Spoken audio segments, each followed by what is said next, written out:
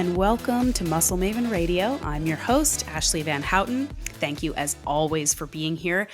I am really, really excited about this episode for a lot of reasons. One, because the topic is very exciting and interesting and huge.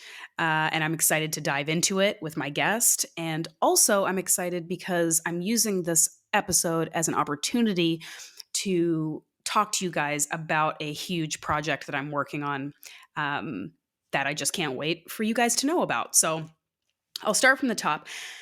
Today, we're talking about fitness culture and how we can look at it, if we think we can change it. Is it all bad? Is any of it good? How can we make it better? How can we perhaps lessen its impact and any external, extrinsic influence? How can we lessen that impact, that negative impact on people, on everyone, on women specifically? And I'm talking about these massive topics with Erin Power, and she is the coaching and curriculum director for Primal Health Coach Institute, which is an amazing company that offers all kinds of health coaching programs and courses. I was one of the first people to actually take the Primal Blueprint coaching certification, as it was known back in the day, years ago. This institution was founded by Mark Sisson. And she works there and helps with the curriculum there. She's also known as a metabolism fixer. She's a coach on her own who really kind of focuses on getting rid of diet dogma, getting rid of sort of the obsession with perfecting one's kind of physical self, and focusing more on improving sort of your relationship with food, your relationship with your body, prioritizing true, deep, meaningful health over let's fit into some jeans. And she has lots of amazing things to say on social media. I follow her on Instagram. It's eat.simple.erin. I'll put that in the show notes. But she's an incredible person. She does a lot of really, really good, and maybe in some circles, controversial work around this topic, because it can be very polarizing. It can be very triggering for a lot of people to talk about these topics, which is another reason why I'm glad we're talking about it. And the reason why I actually asked her to be on is because I wanted to do some research for a course that I am developing for the Primal Health Coach Institute. And she is going to be editing this course. She's going to be working on this course with me. And so I wanted to kind of get her feedback and have some sort of inspiration and some direction to go on a part of the course that I'm working on. So at the time of this recording, I can't really tell you specific details in terms of the name of the course, when it's going to be available, but essentially it is developed with coaches in mind, fitness, health coaches, personal trainers who are coaching women, and the focus is on strength training for women. And as we know, this is something that has been kind of not really prioritized in the larger health and fitness mainstream culture. There's plenty of programs out there aiming to get women toned, lean, fit, lose weight, even get stronger. But historically, there has just been a real lack of attention and scientific, methodical application on how women's physiology, hormonal complexities, and even the cultural aspect, how that impacts our strength training efforts so often. And I know this from personal experience going through my own fitness career and personal goals, and being a bodybuilder and being into CrossFit and being into powerlifting and all of these things. I've spent so many years listening to men talk about male-based studies and male-based training programs and male-based nutrition programs. And I always was left to kind of dissect this and hope that I can make it apply to myself. And I'm tired of it. So we decided to start creating some programs with some actual real research and background and application for how this applies to women. And I'm really excited about it. So as you may know already, I have a program called Muscle Science for Women with my good friend, Rachel Gregory. This is something different because this program that I'm developing now is for coaches, whereas Muscle Science for Women is direct to consumer. It is for the women looking to build muscle and strength. So there's going to be some different aspects to it, certainly, and kind of a different approach. And because I'm working with the Primal Health Coach Institute, there is sort of this kind of primal, simplifying ancestral health kind of foundation to it. That's about all I guess I can say right now, except that I'm super excited. I truly, deeply believe that this is something that is so needed. And I think it's going to really help people. I think it's going to help coaches understand women and their challenges a lot better. I think it's going to help women understand themselves a lot better. And I think that we need to start talking about these things because it's something I put in the course that I think a lot of it comes from sort of just the misogyny and the lack of attention we've given to women medically and in other ways throughout history, that we just kind of are like, it doesn't matter. Just talk about the dude stuff and you can apply it to women. That's one part of it. But there's also this other part that might come from a good place where we're saying, well, if we treat women differently in the gym or we coach them differently, isn't that kind of sexist? Isn't that kind of demeaning, that we have to treat them differently? And really, if we can reframe that and look at it like it's only when we look at the differences between people, between genders, between any group, and we look at those differences and consider one better than the other, that's when it becomes an equality and equity, an issue.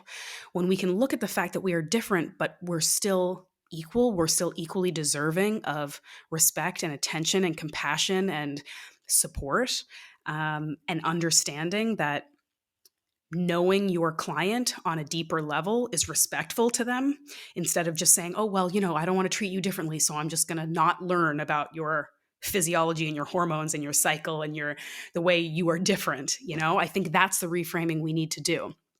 Different is not less than, different is not inferior, different is not bad. We just need to understand and respect those differences so that we can better help our clients and each other.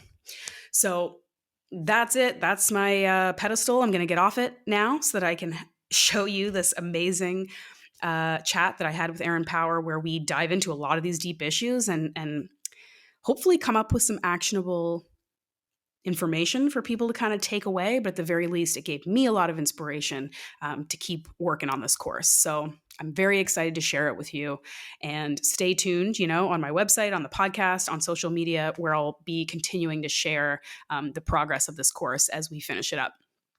So that's it. Without further ado, here is my chat with the amazing Erin Power. All right, Erin, thank you so much for being here. Welcome to the podcast. Hey, Ashleigh. Good to be here. How are you doing?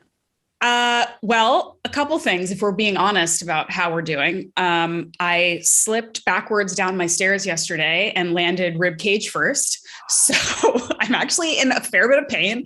It's ironic that I didn't fall, I kind of just slid, you know what I mean? I didn't pitch forward down some stairs. I kind of slid, but it's ironic how many soft parts there are on my body that could have cushioned my fall. And I landed on the one part of my body that's bony and shouldn't be hit with brute force. So I'm in a fair bit of pain. I don't think that I'm severely injured. I think it's just going to hurt for a while, maybe a bruised rib. But that's what's going on here. And then also, you're in Alberta, right? I am. Yeah. So I'm in Ottawa. So that's happening. And also, we had a dump of snow, and the day before, I don't know if you're a big winter person. No, neither am I. Of course, we live in super cold places, but when the weather starts to get warmer, I feel this almost sense of spite, the winter is a person and I'm finally winning. You know what I mean? When you can see the snow melting, and I'm yeah, you take that. You're gone. Yeah.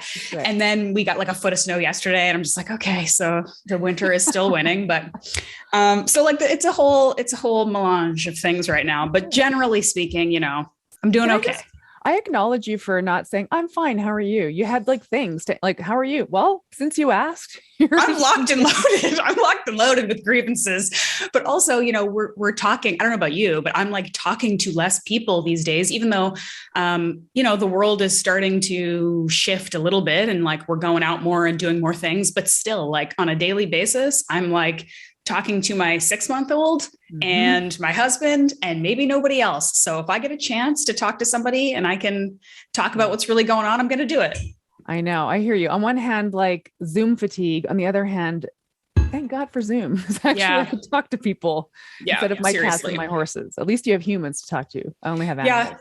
Yeah, a few. Although, I've been watching your stories and where you are, again, not a huge fan of winter, but where you are is beautiful. And you have how many horses? 4 horses.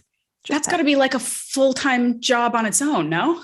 Horses are low maintenance as long as they're not, I should knock on some wood, as long as they're not getting themselves injured or sick. Yeah.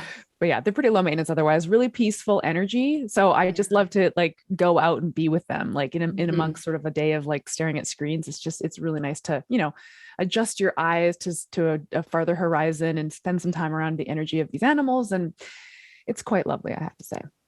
And do you have horses? Have you been like, I don't know, into horses for a long time? Like, did you ride horses like growing up? Like, how did that, because it's a very big commitment. This isn't even like getting like a dog, which is also a big commitment, but how did you get into that? Yeah. Growing up, we had them. I lived on a farm in Manitoba. So you want to talk about winter, forget it. That's why I don't like winter. At least here in Alberta, we have mild winters, but, and then for 20 years, I lived in cities doing young adult things and climbing corporate ladders and living in loft apartments. And then I moved to this acreage 9 years ago and it's like, well, let's do horses again. And it's pretty easy. It's sort of like riding a bike. I will say that riding a horse is a lot easier when you're younger because you have no fear and your bones heal easily. And so it's relearning that sort of confidence on the back of a 1,200-pound flighty prey animal takes some. Oh my God.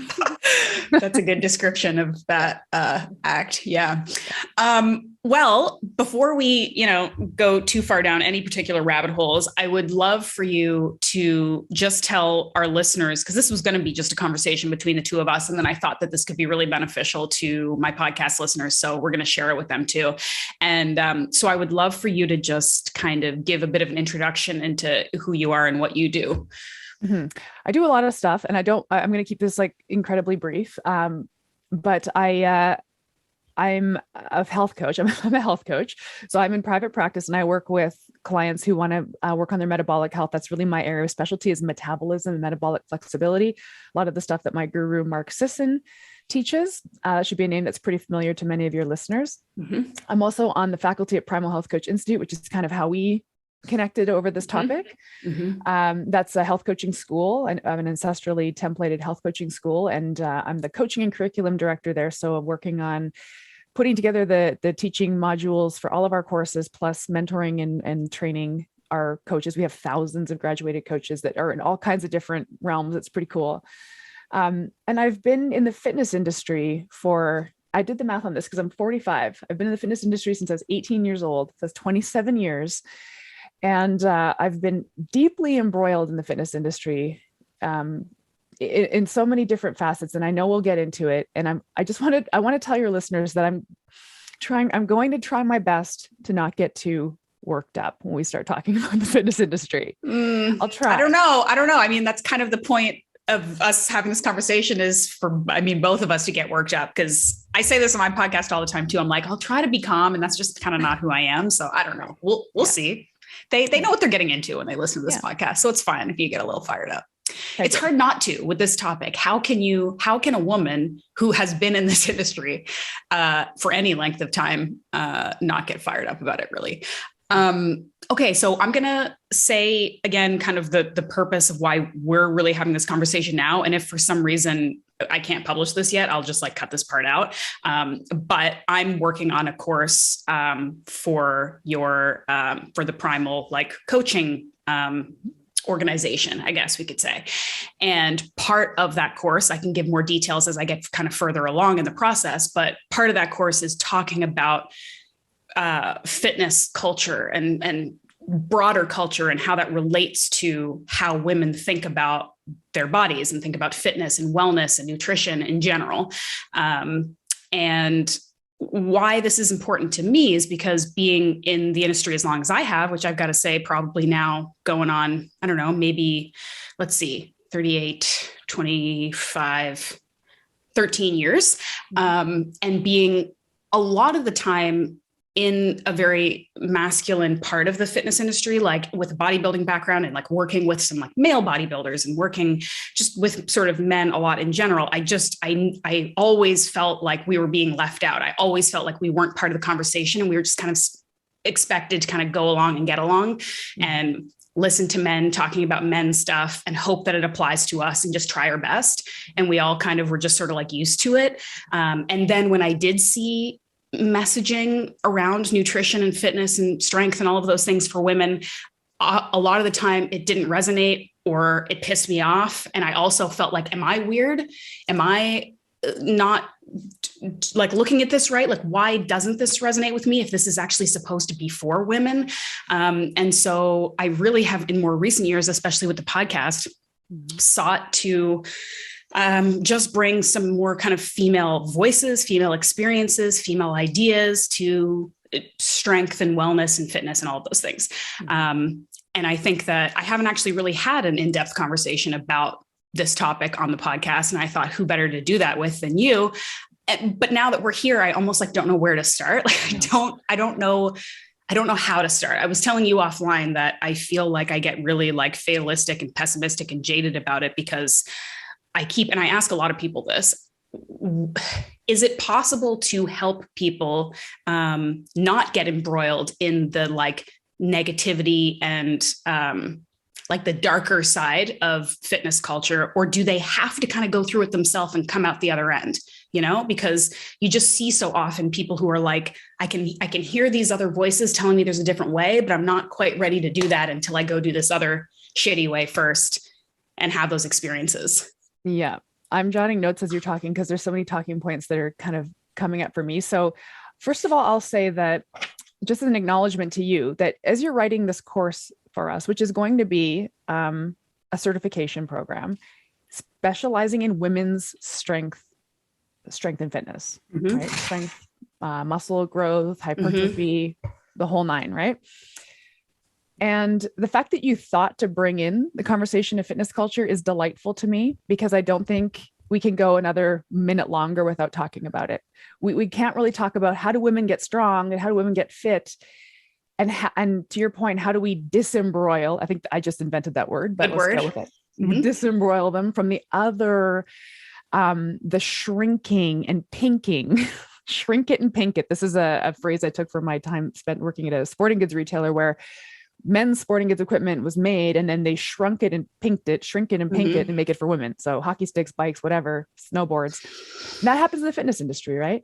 Interesting that you came at it from a bodybuilding perspective. I've come at it from the group fitness perspective, which is cardio bunnies. And the cardio is kind of where women were put for a lot of the fitness industry, right? We were put into the fitness studio, put onto in the spin studio on the stair climber, in the little tiny dumbbell racks with the pink little barbell, the dumbbells.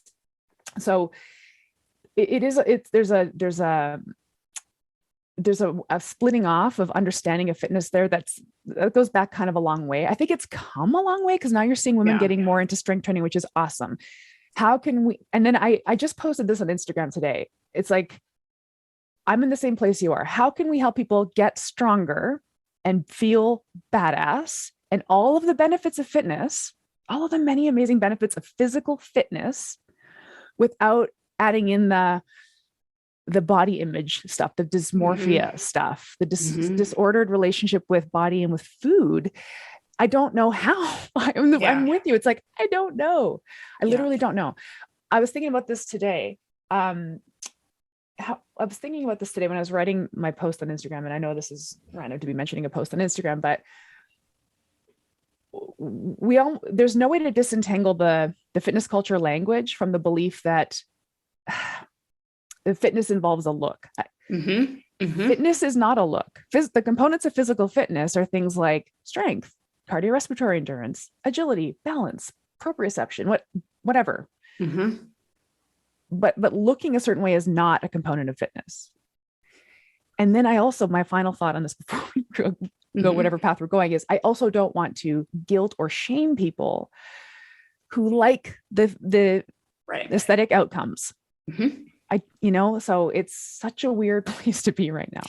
And because it's really inevitable that most people are always going to have an aesthetic thread tied into fitness. I mean, it's very rare that you find someone who's like, I truly don't give a shit what if I work out, if I pursue a goal. Like, it's very normal for us to also want to look attractive, whatever that means to us, and be appealing and like improve our body composition, whatever that means. So how can we, it's like, it's naive to say, well, just take that part out. Let's just focus on health-based goals. Let's focus on performance-based goals. And like the bonus will be maybe you look better and get some muscles or whatever. Like we can't ignore the fact that that is always going to be a component. So how can we make it be a less influential component? How can we make it be something that doesn't lead to dysfunction and stress and anxiety? That's kind of the tough part. It's like the balance, because one thing I've found in my experience with coaching is that people do have a really hard time with balance and sustainability and moderation. People are very good at going all or nothing, right? And I'm speaking about myself included. So yeah, that's a tough thing. And like you said, it's cool that like more women are getting into strength. And I notice, like, I'm not that old. I'm in my late 30s, but I remember when I started working out in the gym when I was 16, it was pretty rare to see a teenage girl doing bicep curls. Like that wasn't really happening so much. And now you go into the gym and it's like mostly women barbell squatting, like pretty cool. But then of course you can also, one of the things I've noticed, and I don't want this to sound sort of like, I don't know, like you've always got like negative Nancy, like I've always got something negative to say, but just because the physical trends of what we say a fit woman should look like change doesn't mean that's an improvement or that it's getting better. Like I use the example right now of like big butts are in, right? Big muscular glutes are in. And like, I don't want to sound like I'm like sort of like the old, like I'm angry in the corner because there's like a bunch of like cute girls with big butts, but I'm just like, it's once again based on aesthetics. It's based on what you look like. It's not necessarily based in functionality, because, there are a lot of people who are only in there trying to build glutes and nothing else. Exactly.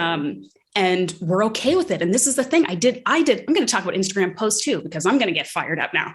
I did a post a while back about, I was making a parallel to women who only do glute workouts with men who only do like arms and chest, right?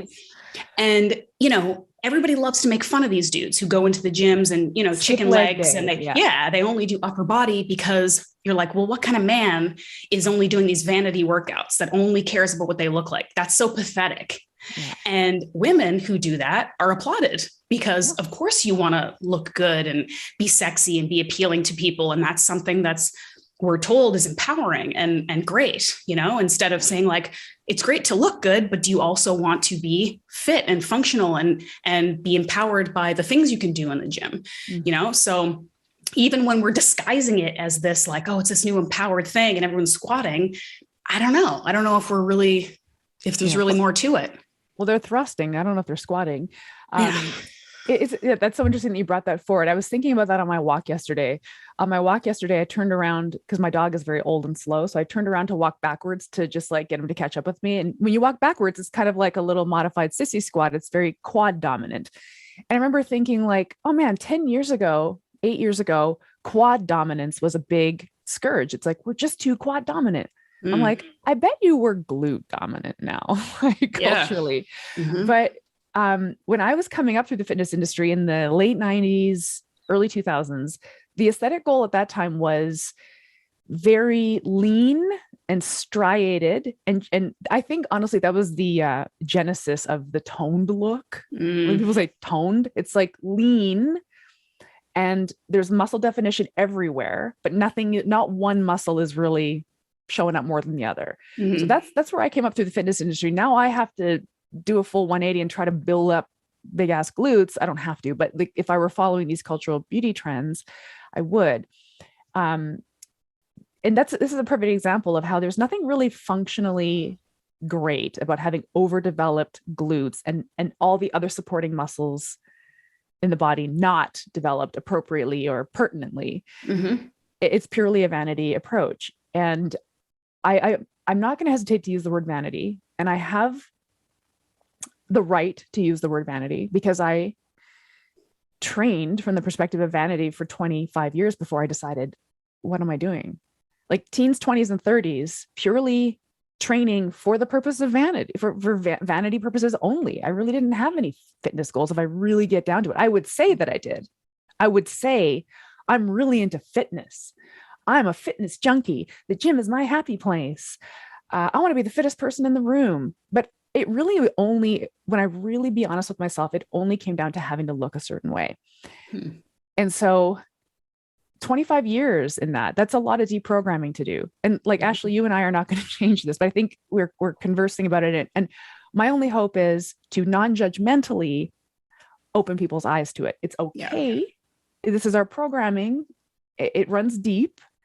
It's not your fault. Yeah. But take a look at it. Really ask yourself, because anytime I have this conversation with people, I was telling some peers of mine that I was having this conversation with you. I said, I'm going to talk to Ashleigh about fitness culture, BS. and what I get back from people is, yeah, but I love fitness. Yeah, but the gym is my happy place. Yeah, but I do it because I want to be strong. Yeah, but. It's like, I know. Mm-hmm. I know. I did that too. And also there's a right. huge vanity component to it. Let's not pretend there isn't. Yep. Yeah. I don't know. All of this can exist in the same place. Mm-hmm. Yeah. Yeah. And I mean, I think similar to that, I think we may say a couple things in this call that are going to be like really wildly unpopular for a lot of people. But I hope that, like you said, people can just kind of sit with it. They may have a knee-jerk reaction, but maybe they can sit with it for a bit and it may end up helping them. And, similar to what you're saying, where a lot of people may say one thing, but maybe even subconsciously be thinking another thing. And both of those things can exist. A similar vein that I see with fitness culture, especially for women, and I'm sure it exists for men too. I just think that maybe it's a little more pervasive for women, is this concept of like, push through the pain, grind harder, don't take a break. If you are getting biofeedback that things are not working, that means that you should do that thing 10 times harder instead of think about something else. And I think that this relates to, like, again, a broader thing that we put on women, where we have to be everything and we have to do everything all the time. And if we aren't working hard and being busy and providing something for people, we're like useless, right? So, but there is this kind of like martyr aspect to it that people don't want to hear, because we think of women who give constantly as being like, well, they're, the foundation of a family and they're doing everything for everybody and they never rest. And then on top of that, they're working out and doing CrossFit workouts 7 days a week. And I'm like, it's a little bit like it's like you're martyring yourself, even though there's somewhere in your reptilian brain that's telling you this is not good for me. But if you stop it, who are you? What are you? Yes. And I find that one really, really tough to overcome in coaching practice, because these questions I'm asking you are all because they come to me all the time. It's women who are just like, I am working so hard and I'm not getting the results. And I'm like, you literally explained why you're not getting the results, but it's so hard for people to get it. Why is that? Why can't we give ourselves a break and relax and rest? Well, because suffering is glorified. Yeah. Like David Goggins, Jocko Willink, hooah, right? Like, honestly, the lizard brain comment is so interesting. Nobody connects with their lizard brains anymore. We are micromanaging everything. And then the martyr thing is compelling talking point as well. And as you were saying that, I was thinking of all the clients I speak to, and I don't work with clients on fitness. I actually don't even talk about it. I'll talk around movement, because in the metabolism space, honestly, exercise muddies the water. Like, truly, if you're doing 10 spin classes a week, it's going to really ruin what we're doing here with food. So I don't even really talk about it, despite the fact that I'm a qualified fitness professional. But so I've had clients say, I need to do something for me. I'm going to join the boxing gym. I need to do something for me. I'm going to join the spin studio. And it's like, fair enough. And great that you're doing something for you because the mom guilt is real and the mommy martyrdom thing is real. Is that really for you though? Like, of all the things you could do for you, is killing yourself in a workout really what you want to do? Like, if you could pick anything in the world to treat yourself to, is that really for you? And I've been going down this line of thinking that humans are hedonistic creatures. Actually, we're wired for pleasure. I don't know. That's just my opinion, my hunch. I don't think we're wired to actually, no, I know for a fact we're not wired to punish ourselves physically every day. From an evolutionary standpoint, that makes no sense. It makes zero sense to be tired, injured, hungry, sore all the time when you have to, run away from predators or whatever. That stupid caveman reference that everybody hates, but there it is. It's like we are fully micromanaging everything about our human existence, and it's so uncomfortable for people to relinquish control back to their lizard brain. It's just like it's a non-starter. Yeah. I don't have a response to that because it's just it's so overwhelming. I mean, and I even have pushback. Like when you're saying this, and I know it because I say it to other people, there's even a small part of me that's still saying like, yeah, that kind of applies to other people, but I really like my boxing class. Like I really like it, So how do we find this balance? Because like you said, probably not going to change fitness culture. We're just going to provide another option. And we're just going to provide maybe another avenue for when people get so frustrated with the other thing that they come and find us. But for those of us who, and myself included, who probably are always going to be doing something a little bit punishing, how do we find that balance that will still give us health? I have 2 actionable suggestions. Great. I think. This came to me. So here's my 2 actionable suggestions. Okay. First of all, mirrorless workouts. Imagine you go to the gym and there are no mirrors. Oh, and you can't bring your phone either to record your workout. Hear me out. I know people are like, yeah, but I need to check my form. I don't know. When I'm in the squat rack looking at myself head on, I'm not really getting a good form check. Yeah. Like I'm just looking at myself. There's a machine at my gym. I'm sure yours probably has it too. It's like a deadlift machine. It's not a machine, but it's a plate loaded thing. Yeah. And it's got handles and you just do a deadlift. And I always go in it backwards. And I turn away from the mirror and I'll pick it up facing the weight room. And somebody said to me, hey, you're in that backwards. It doesn't really matter how you pick it up because it's picking a thing up the ground. It doesn't matter if you're facing east or west. Yeah. And I'm like, well, why would I want to turn around and watch myself bend over and pick this thing up? I'm not getting any important feedback. So I know this is a weird, I know some people do check their form for sure.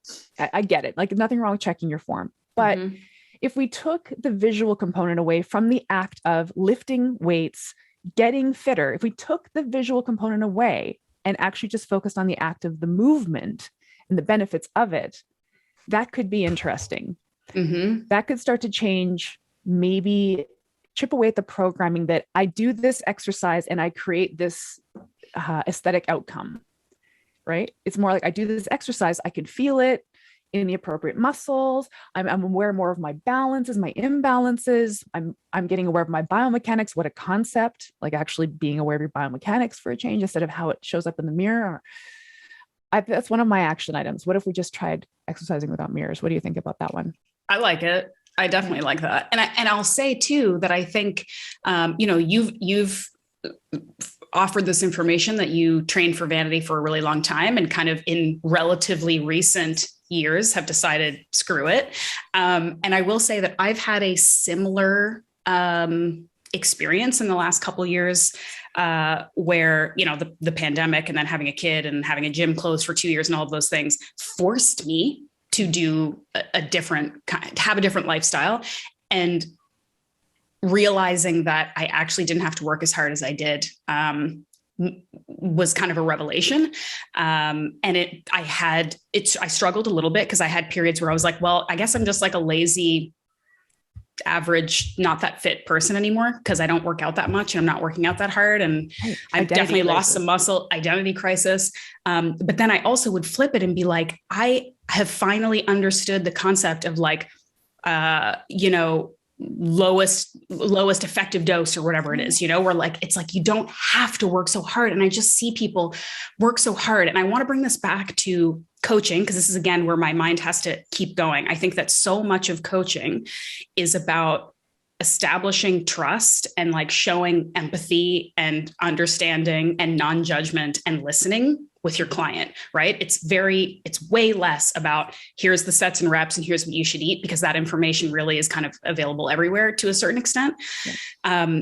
And what I want to explore is how to not even necessarily establish that trust, because I just said it, it's by being non-judgmental and listening, but how to help people find this path sooner rather than later, right? Because I've had experiences where I have these women and they pay me to tell them or help them or advise them. And then when I do, and it's not what they want to hear, they're like, well, no, that doesn't sound right. I don't want to do that. And so it's this painstaking period where you almost have to let them do their own thing, and then come back to you so frustrated, and then be like, just trust me with this one thing. Like if you just spend a couple months working out half as much, just try it. Because the worst thing that could happen is that your fears are realized and you go back to what you were doing. But the best thing that could happen is what happened to me when I stopped working out almost entirely and like my fitness barely changed, was I realized how much more freedom and space I have in all those things. So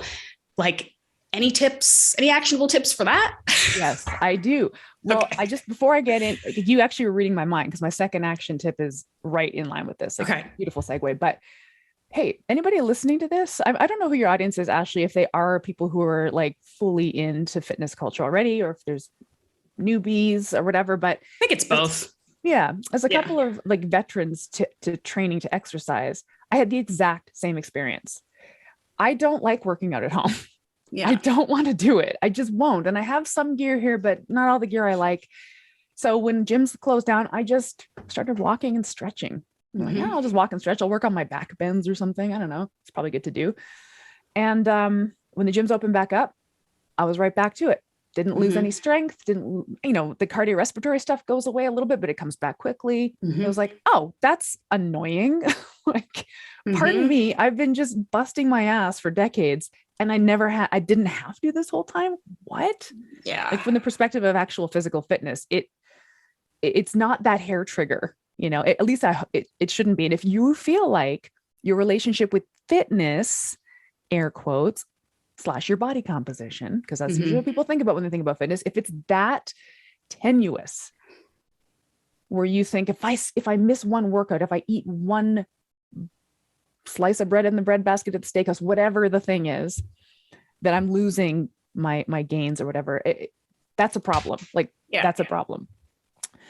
So my second action item is right along with what you're saying. Try having more rest days than work days.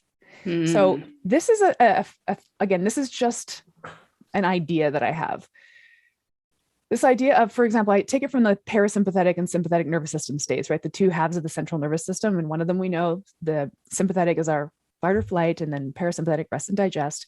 And I think we're generally starting to understand that there's got to be this yin yang balance.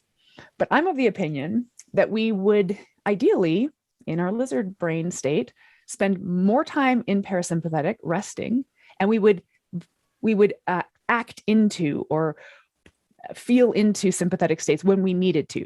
But the sympathetic state is not the baseline state. It's the one you go to when you need to. So I apply this to exercise.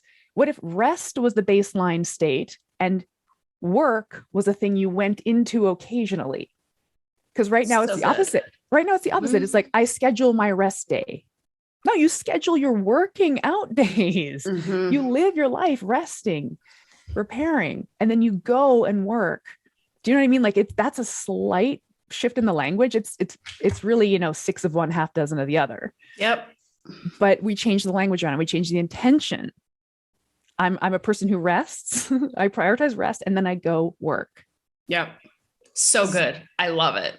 I love that. And it is very simple. And it's one of those things I've come across this a little bit with developing the course, where I'll be writing a concept, something similar to what you just said. And I'm like, that's so common sense. Is that even worth writing? And it's like, yeah, it is, because no one's doing it or thinking about it or applying it. So obviously, just because it's simple doesn't mean it's easy or that people are doing it. Yeah. Yeah. Another concept came to my mind while you were talking that is another sort of larger pillar that I think is a issue with women in fitness, only again, because anecdotally, I just see it coming up again and again. And it's, again, one that I do not see as much with men. So that's why I think it is a topic that needs to be broached and discussed more explicitly in women's wellness and fitness and strength, is the concept of lack of, again, maybe self-belief or understanding of our own bodies and signals, such that we feel the need to ask permission to do anything, whether it's take a break, whether it's change our diet, change the way we're working out, anything. I get it so often. And now that I'm getting a little bit older and sassier, very often I will tell these women clients, I'm like, the thing you just said to me, you're answering your own question by asking it of me. Like if they're saying like, yeah, I kind of feel like maybe it would be better if I like took a break doing this or that. Like, is that okay? I'm like, the fact that you're saying this out loud means you do need to take that break. And of course you should.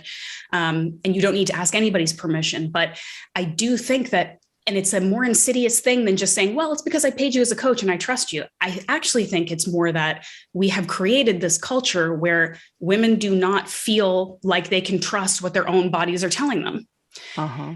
And that's a huge problem. And again, I don't think that men on as grand a scale have this issue. I don't think that it's as big of an issue interpersonally with coaches and clients where men are like, is it okay if, and do you think I could do this? And like, if I did this, would that be okay? I just don't think that that's happening as much. And I am a very strong believer I still coach fitness and nutrition to the extent that I do, because I think that it can be a good gateway to improving people's lives in general, right? So if you can get them to feel empowered in the gym or to feel less stressed about their food, that's going to have like carry on effects in the rest of their life where they feel more empowered and confident and, in control. And so how can we start to switch that interaction where I just feel like, again, it's like they just need this permission and I don't want to give it to them. I want them to give themselves permission. Mm-hmm. Well, that's coaching 101. Like the ultimate outcome of any coaching relationship is self-efficacy of the client self-accountability, self-efficacy. I know what to do. I know how to do it. I trust that I have the skills and resources to do it. I'm good. Yeah. Right. So I think our role as coaches is to help our clients put in the reps as they figure that out and practice it. It is very foreign for whatever reason to trust the signals of our body. To your point, we've just been programmed away from trusting. Mm-hmm. And I'm really sensitive to that. And I'm really caring. And I have clients who say to me, man, you must get so frustrated having to have these conversations every damn day with people. It's like, I don't get frustrated because I feel it. I know what that feels like to feel like you have to ask permission for this stuff. You don't, but you don't believe that yet. And I will hold this space for you until it starts to come online. But those intuitive nudges, like I was thinking when you're talking and you have the carnivore-ish book behind you. Congrats, by the way. That looks awesome. Thank you. I'll send you a copy. A copy. Cool. Yeah. Just, this is a nutrition related example, but it tracks. I had a client say to me, she was struggling with the Crohn's flare up. And she said, I think it's vegetables. Like, do you think it's okay if I just don't eat vegetables for a while? I said, what do you think? Your body, some part of your mind delivered that suggestion to you. What if you trusted that? What is the worst case scenario if you trusted that intuitive nudge? So she did a little carnivore reset, did the trick. She's got this in her toolkit now for future Crohn's flare-ups. But like, I think about it this way.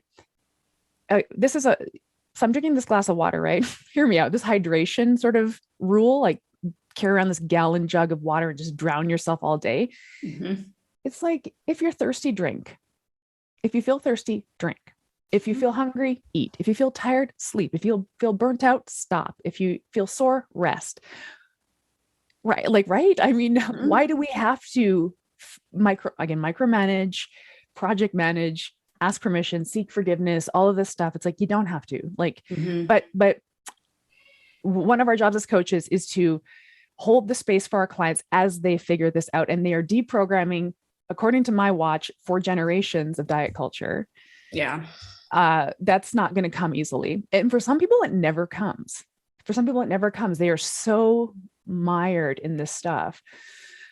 But I feel that. I feel that a lot. And the other thing about coaching that I wanted to say is that one of our other big jobs is helping our clients identify and overcome their barriers.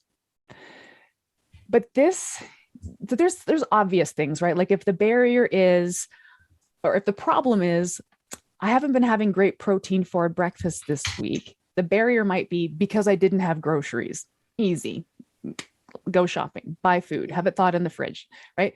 Now we get into the fitness stuff. It's like, I'm not feeling good about my body. Well, the barrier might be a massive cultural programming that says you need to have huge glutes and slender arms and whatever, long ass eyelashes and the whole 9 yards. That's a huge barrier that coaches are going, like, if we really do want to dismantle this, we have our work cut out for us. This is going to require so much patience. We can't tell our clients, stop it. You look great. Or don't worry. That's just cultural beauty programming. Don't worry. That trend will change. The glutes will go away. It'll be something else. We can't give these platitudes. Platitudes don't help anybody. Yeah. We have to, our job is to help our clients realize, and I don't know how to, if I knew how to do this, believe me, I'd be a rich woman living on a private island somewhere. But we have to help our clients realize that their worthiness was never tied up in how they look, and neither was their fitness or their health. I fight this battle in air quotes with my clients every day. And all I can do is just patiently hold that space. Yeah. And just recognize this cultural programming is so deep. Yeah. I love that we're talking about it. And I love that we're going to train coaches to have an awareness of it. Do I think we can solve it? I don't know. I think about you. Is your baby do you have a girl baby or a boy baby? Boy. Okay. Well, goodness. Because I think about, I took on a client who just had a baby 3 months ago, a little girl. And she wanted to work with me because she said, as soon as she came home from the hospital, she brought her bundle of joy home from the hospital. She said, well, I better get back to work, getting this body back in shape. That was the first thing she thought. And she realized that was an unhealthy point of view. So she reached out to me immediately. She said, I know I'm really recently postpartum and that might freak you out, but I'm really worried about my relationship with my body right now. And I just need some help. I was like, holy shit, amazing. And I thought to myself, you're raising a daughter. She's brand new. She just got born. What if this mom nipped this in the bud and her daughter never knew diet culture growing up?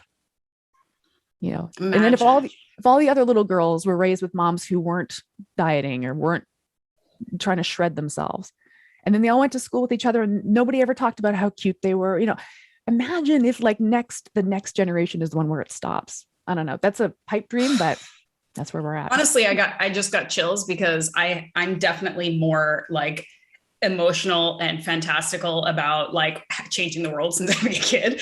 And it's funny that you mention it because, we found out whether we were having a boy or a girl really early because I was worried about this term that I learned during pregnancy, which is called gender disappointment, when you wish for a babe one and you get the other. And straight up, I never thought about having a kid maybe until like 2 years ago. But if I did, I was like, I'm going to have a girl, a cute little girl, and I'm going to teach her to be a badass and she's going to do pull-ups and it's going to be great. And so when I found out that I was having a boy, I did have a hot minute where I was like, oh shit, okay, this is not what I was planning. And then I realized I'm like, maybe, because I did always think like that. I thought what you thought. I thought I could be one of those people who raises a girl to not start with this like, base of lack of self-confidence, right? Like to start strong, and not have to dig themselves out of that, And now I'm thinking like, I can do this. Maybe I can do this with boys too. Like this boy can see, like have a strong mother figure who isn't constantly dieting and thinking about their weight and talking about how it matters. Like when you maybe go out into the world, and if you get a girlfriend one day, if you're lucky enough that like, these are the things you need to be looking out for and watching out for. So I'm trying to approach it from the other angle, but anyway. Well, if we carry this thought experiment through, like, and just use our imaginations, right? let's say the next generation of girls grows up and they've never had it mentioned to them that they need to look a certain way, or their value is tied up in their appearance, and so on and so forth. So they've grown up completely free of any of these ties to beauty culture. Now we're throwing diet culture, fitness culture, and beauty culture under the bus. What the hell? Oh, and hustle culture as well. We're just killing it. So these little girls grow up, and then maybe they want to play sports. Maybe they want to go to the gym and lift weights, but the come from is, oh, that would be kind of a cool thing to try. I wouldn't mind getting strong. Like imagine a parallel universe where there is no vanity and no worthiness tied up in physical containers. Yeah. And we can go do whatever we want. We can move our bodies or not move them, and whatever feels good. We can take up hobbies that involve movement, or we can take up hobbies that involve not moving. And there's no virtuosity attached to how active we are. You know what I mean? Like it's hard. Yep. It's actually hard to even have the thought experiment. Like, what would that be like? Yeah. If we raise a generation of people, because that's what we're trying to talk about here is how, if we could solve the problems with fitness culture, how would we do that? And what would that be like? Yeah. And I think these little thought experiments are kind of fun. I've always thought about this experiment. I read a book when I was like young. I think the book was called I Am David. It was one of those books you had to read in school. And it's a terrible book about a kid that escapes a concentration camp. So really dark.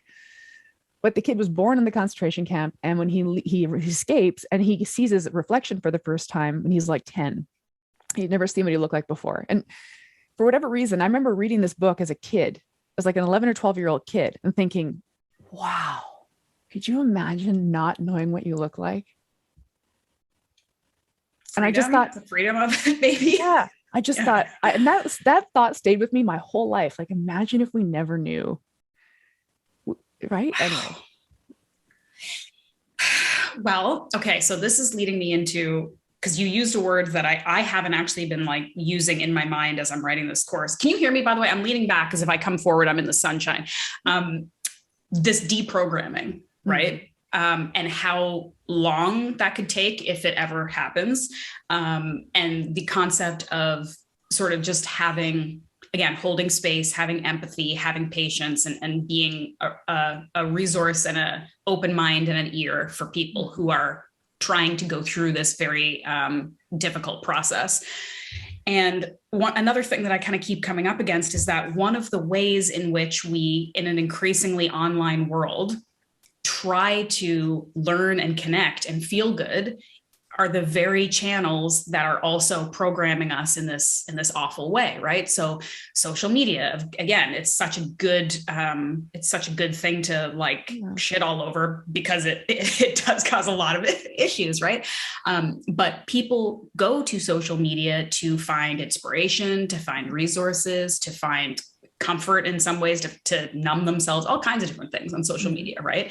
And you absolutely can find good resources there, and you can also find terrible ones.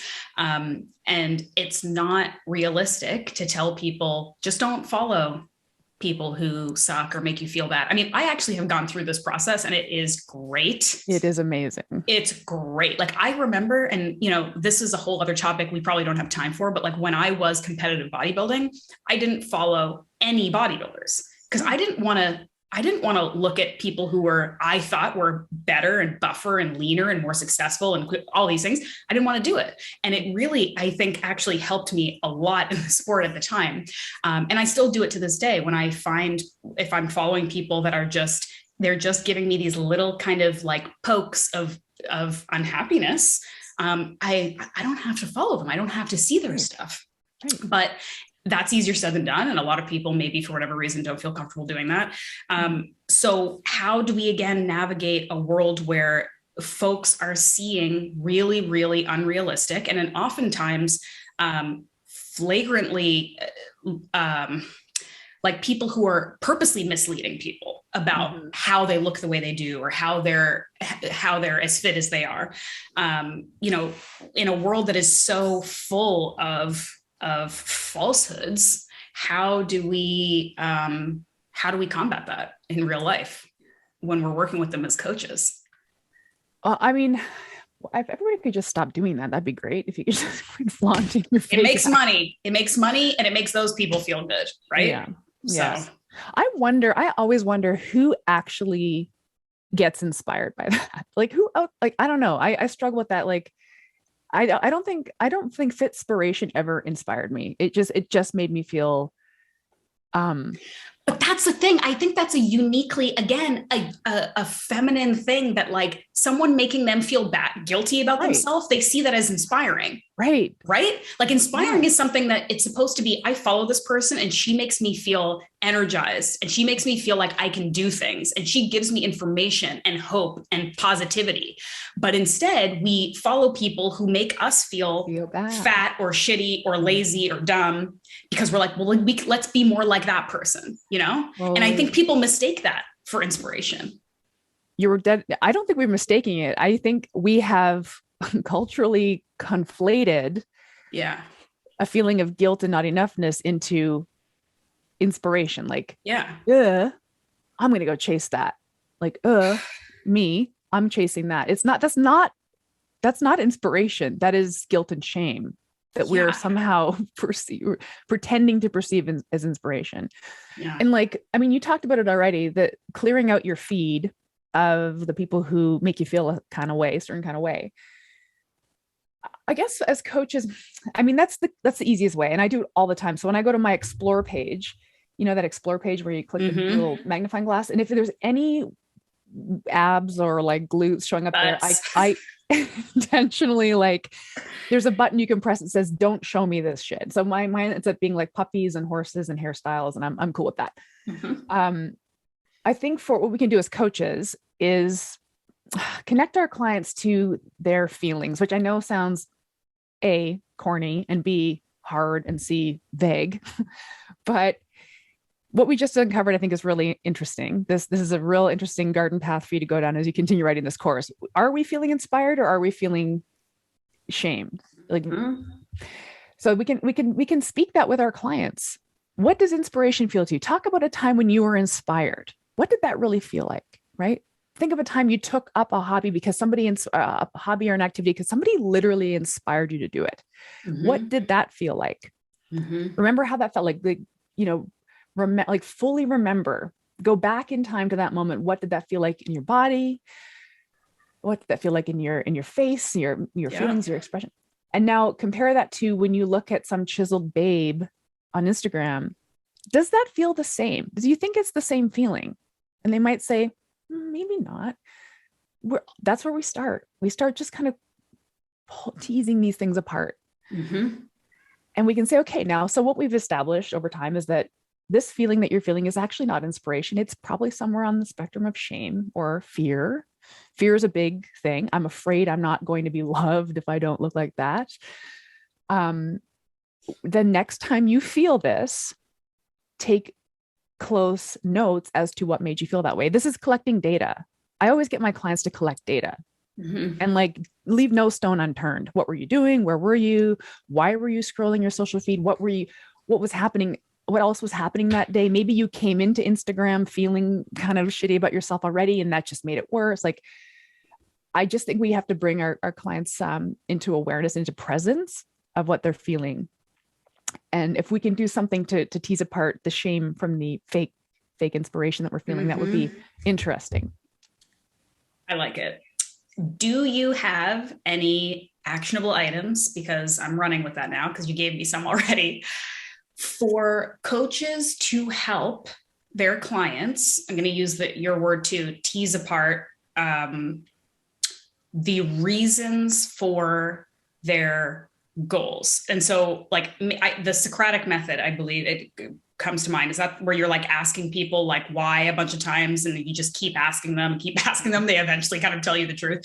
And the reason I ask that is because at the beginning of this chat, we were talking about how it's really hard to kind of separate aesthetic goals from like more performance or life enhancement based goals, right? Because most people always kind of have both, or one is masquerading as the other.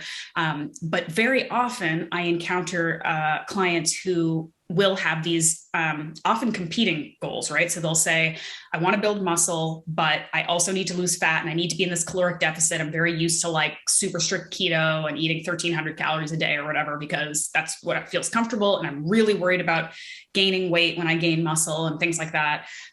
Or I'll have a client who is like, well, I've done XYZ, it changed my lifestyle and my digestion is better and I'm eating food and not being obsessed about it. But I weigh 138 pounds now instead of 125. And like, I'm not feeling that. And so I want to think about like, okay, why does that number on the scale that no one knows but you, and no one would notice the difference and no one cares. And it means nothing. Why it means nothing. Why is that so important? And why is it so important that you have to be trying to lose weight at the same time that you are trying to build tissue, new muscle tissue on your body?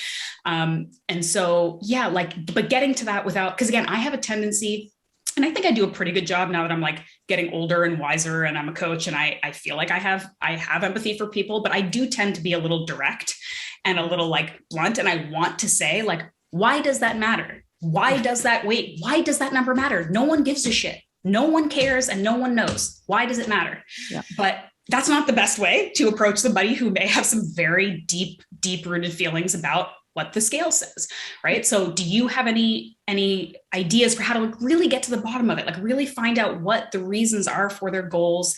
And maybe if we can find some more intrinsic, like really, again, not sort of superficial ways to get to goals that are going to actually make them feel better and improve their life.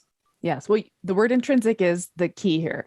Yeah. The intrinsic motivator behind the goal. That's the exercise that we theoretically, that's where we theoretically use this 5 whys exercise. Mm-hmm. And it doesn't work every time, to be honest. I'm just going to put this down because like I'm literally in the sun. So hold on 1 second. Okay.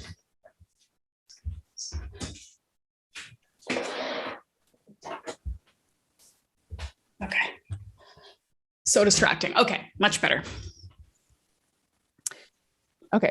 Intrinsic motivators are what we need to uncover. And it's harder sometimes than it sounds. And the 5 whys exercise is really what does this.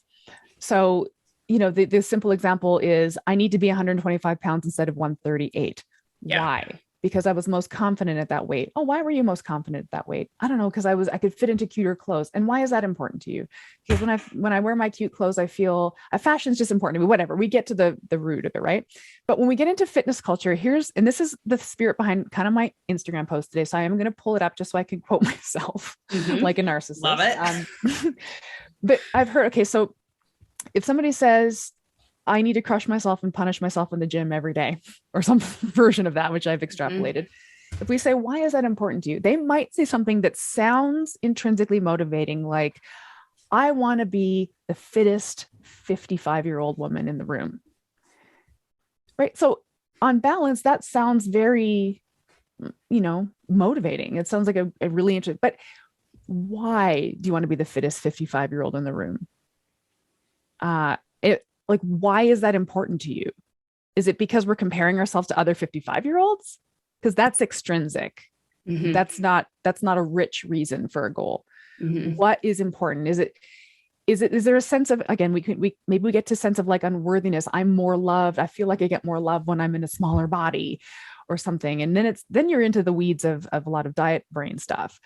Like, is that really true? What if that wasn't true? All of this kind of thing. But we have to get to the heart of intrinsic motivators. And the thing is, why this is hard in fitness culture is that our clients can outsmart us. Mm. They can say, because I feel better about myself when I'm strong. I feel better about myself when I'm lean. And that sounds like an intrinsic motivator. But it's been influenced by thin obsessed, body obsessed culture that says thinner and smaller and tighter and leaner is better. Mm-hmm. Right. So it's hard. I guess what I'm getting at is it's hard. Yeah.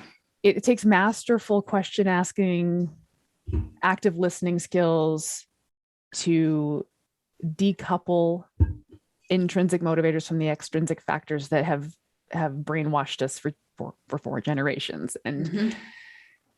I think, Ashleigh, we didn't solve it today, but we've talked about a lot of, at least I think, you know what I think? When you said, I just want to tell people, it doesn't matter God, like why do you care?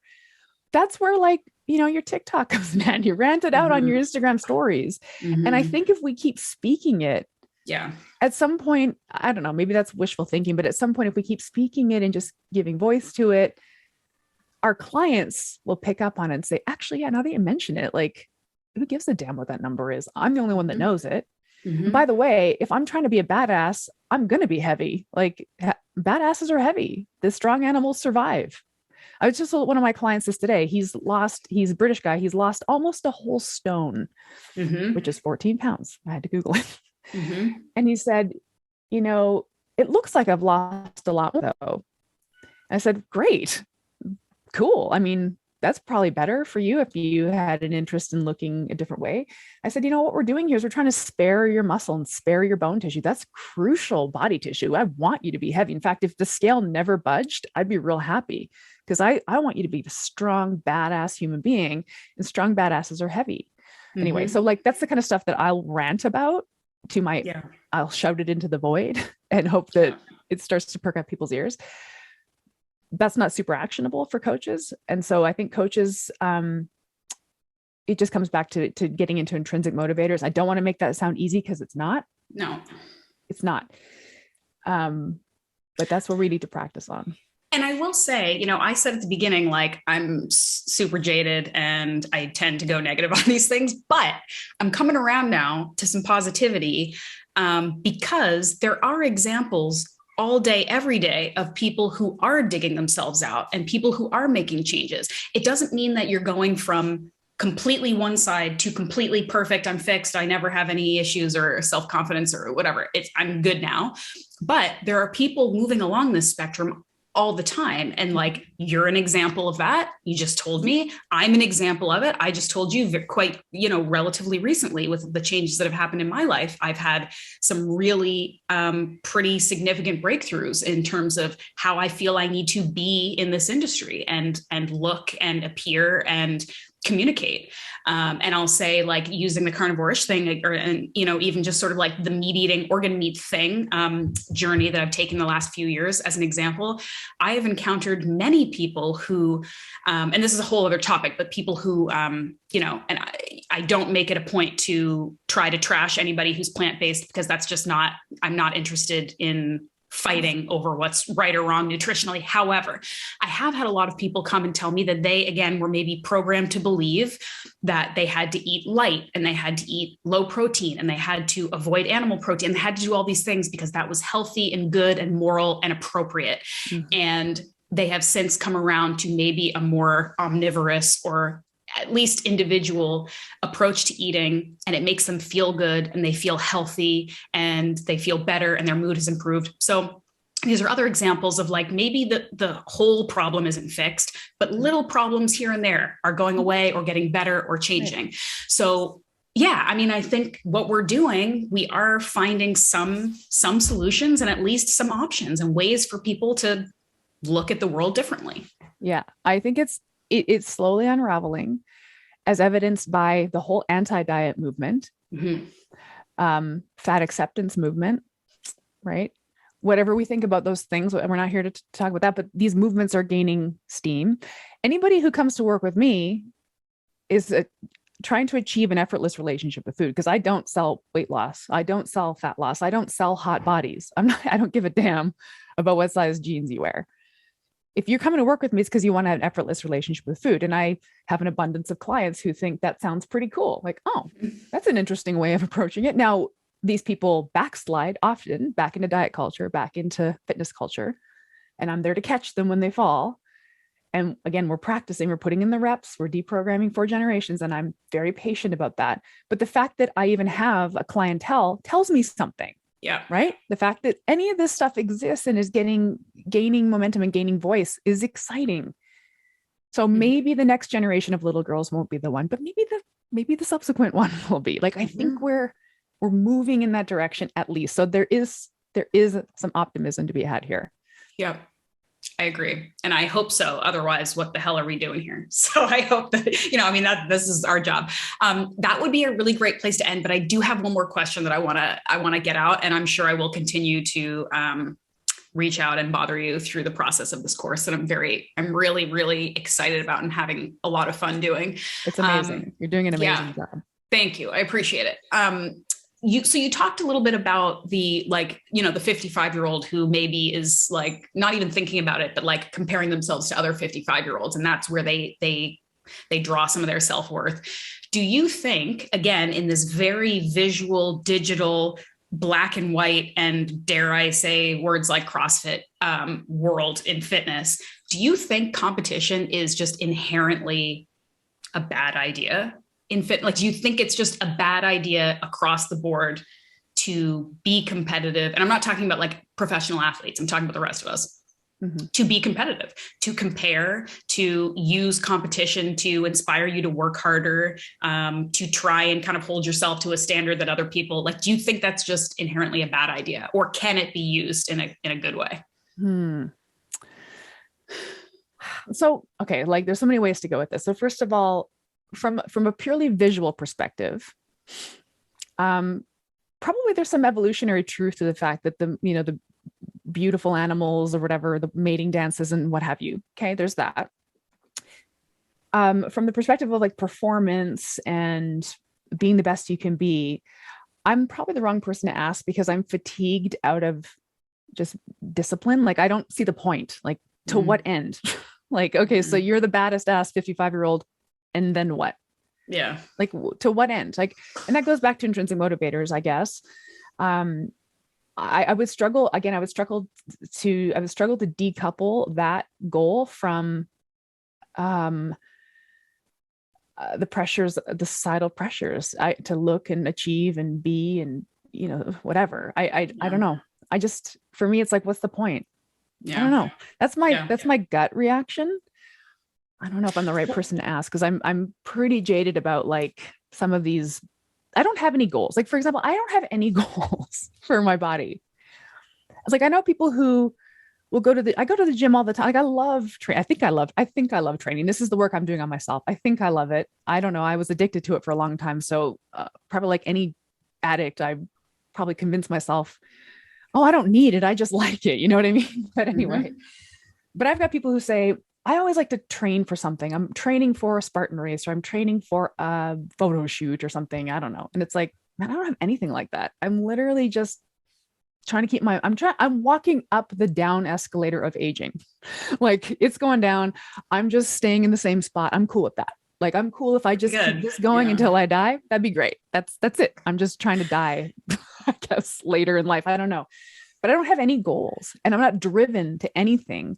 And maybe that sounds absolutely crazy, but what's the point? I don't know. Yeah.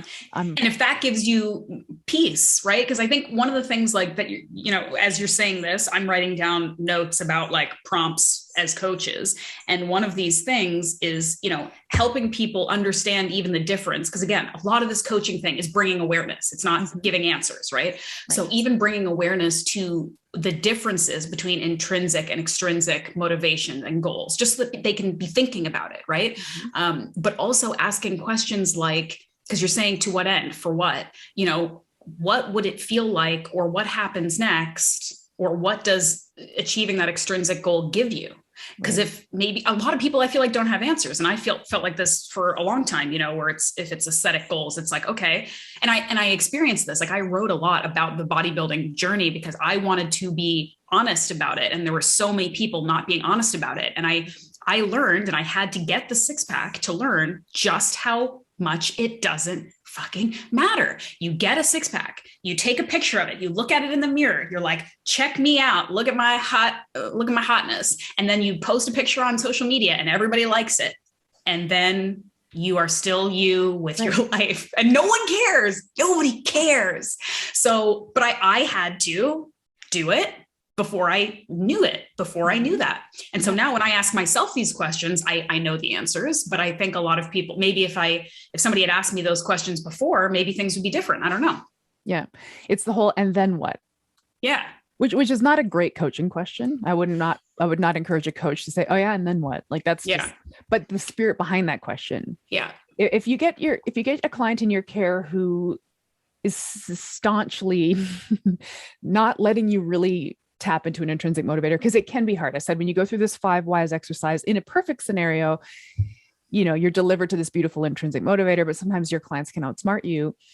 And they might say, if I am the baddest ass 55-year-old in the room, I'll feel proud of myself for having whatever beat the worked that hard. Whatever. Yeah. Great. And then what? Mm-hmm. Like how does your life unfold from that point on with this badass 55-year-old thing? Like, what about, I don't know, like it's, I don't know, like I just struggle with understanding what the end point. There's a visioning exercise that coaches will do a lot. Like, what does your life look like? Tell me a story about a day in the future when you have achieved all of your hopes and dreams. You wake up and this happens and you do this and your life, you're doing like your perfect day. Once all your health and happiness, hopes and dreams have been achieved. If it is any part of that day, like I wake up to songbirds and I'm on my beautiful house overlooking the beach and I walk past a mirror and I have a beautiful 6-pack. Like, really? Like, is that really on there? Yeah. I doubt it. Like, I doubt it. And I mean, having had 6-packs, like we've had them, nothing in my life changed. Yeah. I got a 6-pack. No. It's so foolish, but I don't want to make light of it. And I don't want this to sound like we're shaming or guilting or anything. No. We're seeking to understand, seeking to see if we can turn the tides. And it's just conversations like this and being really real about it, about how hard it is. And we don't have the answers. Mm-hmm. And in the perspective of training coaches, coaches have to be non-judgmental listeners. Mm-hmm. That's a skill to master. And because somewhere in our clients' lizard brains, somewhere in there, in the very, very ancestral parts of our brains, we know this is bullshit.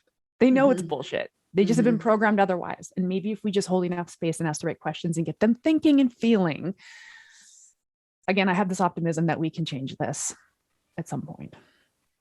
Me too.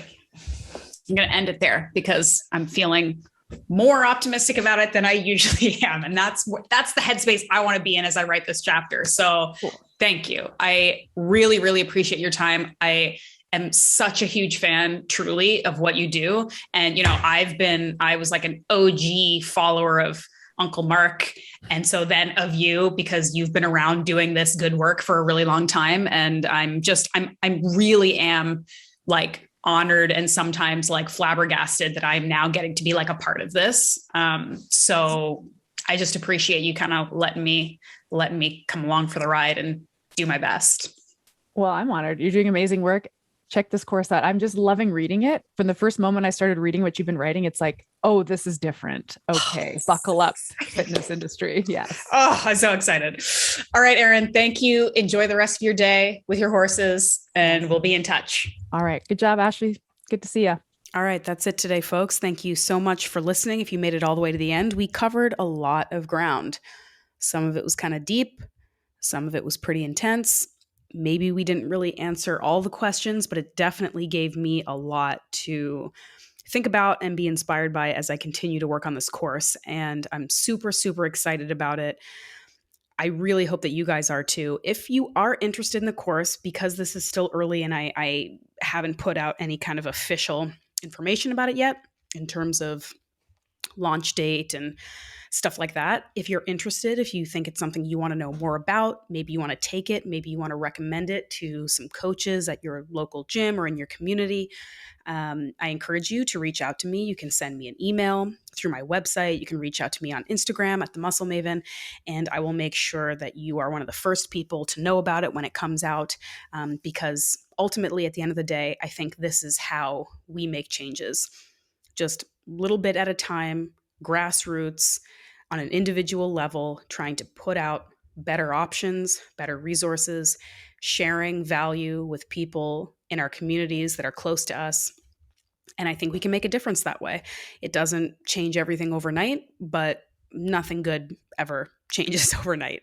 So with that, I'll leave you. I appreciate your support as always, and I'll see you here again soon. Take care.